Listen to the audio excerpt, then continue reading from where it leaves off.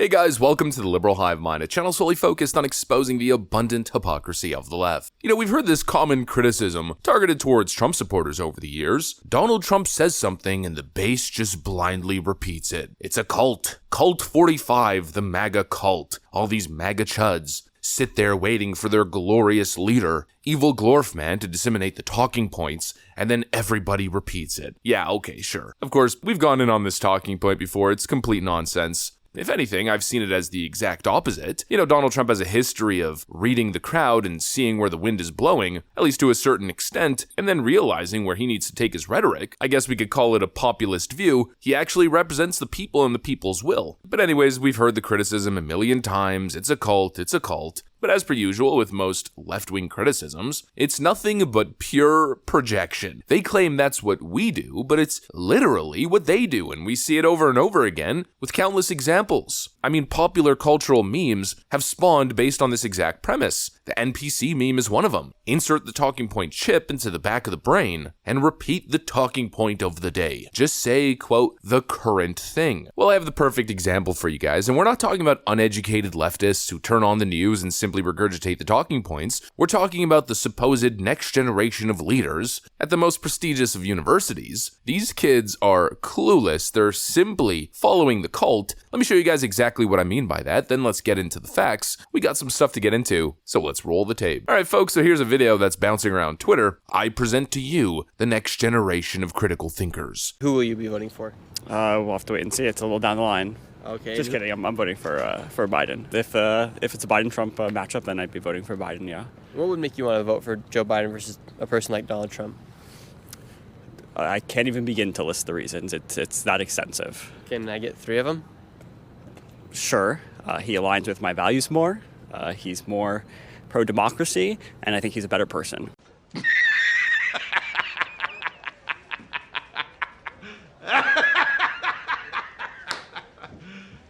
You serious? Okay, and with policies, anything like that? He aligns with my policies generally across the board. And what are your policies? All right, this is where we're hitting past the minute point. I gotta run. We got like sorry. 10 more seconds. All right, I'm sorry, but I'm cutting this short. I gotta. Who do you think would be best to become the future leader of America in this year with elections? In terms of this election, I will be personally voting for Joe Biden. And why so? I think in terms of just keeping the rule of law and the state of our constitutional democracy, he's the best option. Who are you going to be voting for? Biden. And why so? Voted for him last year. I don't agree with some of Trump's policies, so that's why. And what policies would it be that you don't agree with? Some environmental stuff. I hated the Willow Act or whatever. Yeah. Now, I really want to focus on the first interaction because we've seen that exact interaction how many times? Go ahead and list out what you mean. Well, you know, my democracy. Please explain. Please elaborate. What are the policies that you disagree with? Quickly runs away from the camera. This is the cult. And again, these are supposedly the brightest minds at the most prestigious universities. They haven't been taught to formulate arguments. They haven't been taught to deal in facts. Just surface level rhetoric. My democracy, my constitutional democracy, the state of our constitutional democracy. What does that even mean? I mean, please explain how Donald Trump is such a heinous threat to democracy. None of them can, because none of them have even thought about it. They simply just listen to Rachel Maddow and her unhinged rants and then adopt that talking point. The academic world no longer teaches young students how to think. It teaches them what to think. It teaches them to be Democrat activists who head to the streets to support the current thing, but they don't even know what they're doing. How many examples of this have we covered? And what would you say is the main goal with tonight's protest? I think the goal is just showing our support for Palestine and demanding that NYU stops. I honestly don't know all of what NYU's doing. Is there something that NYU's doing? I really don't know. I'm pretty sure they're... Do you know what NYU's doing? About what? About Israel. Why are we protesting here? Palestine will be free! I wish I was more educated. I'm not either. Oh. I came from Columbia. I was there up at Columbia and we came down. They said NYU students needed our support. So I came down. I heard there's lots of cops. Some people were saying it was getting dangerous. Every single time, it's the exact same thing. See what I mean when I say it's projection? One of their most popular criticisms of the right-wing side is more true about them than it's ever been about their perceived political opponents. But really quick, let's get into the facts a little bit. Supposedly, Donald Trump is a great threat to democracy. You can only believe that if you live in a bubble. You can only believe that if you're oblivious to the facts. I mean, let's go issue by issue. As RFK Jr. said, you can easily make the argument that President Biden is a much worse threat to democracy than Donald Trump. Who is a worse threat to democracy? And what I would say is, I'm not going to answer that question, but I can argue that President Biden is, because the First Amendment, Aaron, is the most important. Adams and Hamilton and Madison said, we put the guarantee of freedom of expression in the First Amendment because all of our other constitutional rights depend on it. If you have a government that can silence its opponent, it has license for any atrocity. So just to be clear, you're saying you could make an argument that President Biden is a worse threat to democracy than Donald Trump. Absolutely. And let's delve into that really quick. Let's construct the argument point by point. Let's first start off with Biden's executive orders. Biden hasn't been able to pass his agenda by bipartisan Democratic means, and so instead he's relied on executive orders, excessive executive orders, and unilateral executive actions without the consent of Congress. Day one as he took office, what was it? 38 executive orders in the first week? Let's talk about the Democrats and their pandemic policies. They've argued for mandates, restrictions. We saw a complete overreach of federal power that went completely beyond lockdowns. The Democrat Party, as well as the Biden administration, also worked directly with social media companies to censor information online, to censor the public discussion, and that's just the tip of the iceberg when it comes to their censorious actions. We're now seeing the weaponization of federal agencies. They are literally attempting to put their political opponent in prison because they're too scared to engage in actual democracy. Let's quickly mention the For the People's Act. And it's not just in general elections against the Republican Party. They've also worked tirelessly to suppress in-party challengers, to block and suppress in-party challengers during the Democrat primary process. RFK Jr. earlier mentioned what happened in Florida. There's been reports of controversial actions by the Democrat National Committee in the state of Florida where some allege that the party manipulated the delicate allocation process to favor Joe Biden. My democracy.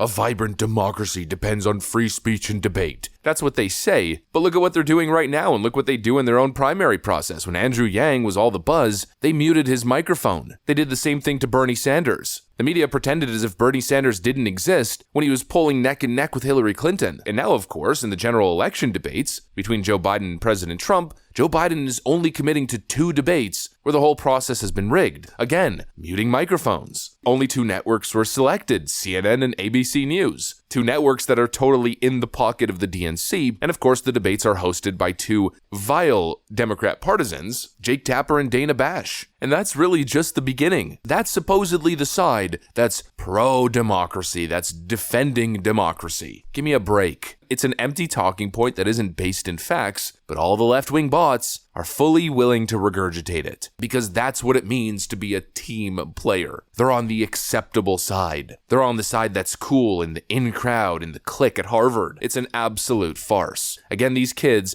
aren't being taught how to think. They're being taught what to think. I'd say it's time to wake up and smell the coffee and even listen to your own party members who have defected from the party, who are whistleblowing and sounding the alarm bells. RFK Jr. in the clip that I played earlier, and of course Tulsi Gabbard, who's mirroring a lot of those talking points. To being an independent and to being a strong advocate, a passionate advocate for our country, for our freedom and our Constitution, I go into in each chapter great detail of what I took away from these experiences serving at the highest levels of Democrat politics in Washington, and why I am warning every American that if President Biden and Kamala Harris are allowed to stay in power, we will see the end of freedom in America and the end of democracy in this country. Wow, hold on. Quote, I am warning every American that if President Biden and Kamala Harris are allowed to stay in power, we will see the end of freedom in America. Listen to your own people. They're telling you everything that you need to know. But most importantly, look into the facts. There's one party that wants smaller government, less government control, less censorship, more individual rights. They want to preserve your First and Second Amendment rights. And there's another party, I'm not going to name which party is which, that is slowly trying to claw away at those rights. So which group is parroting talking points and which group is actually thinking for themselves? I'd say the answer is quite clear. And really the funny thing is these kids think they're so smart, so educated, so knowledgeable, but they constantly prove their ignorance. The only actual policy that was named in those on-campus interactions was the Willow Act. I hated, like, what was it? The Willow Act or whatever. Yeah, maybe these young leftists ought to educate themselves. Here's a headline that was released roughly 8 months ago. Judge in Alaska upholds Biden administration's approval of the massive Willow oil drilling project. It seems like your boy Joe is literally the one who approved the project. Ignorance is bliss, I guess. Just put the blinders on, block your ears, and virtue signal about how bad Donald Trump is on your TikTok account, and simply collect social clout and pat yourself on the back for being a good American, protecting American democracy. What an absolute farce. This is a cult. This is cult-like behavior. Anyways, that's pretty much what I got. Thanks for watching, and I'll see you on the next one.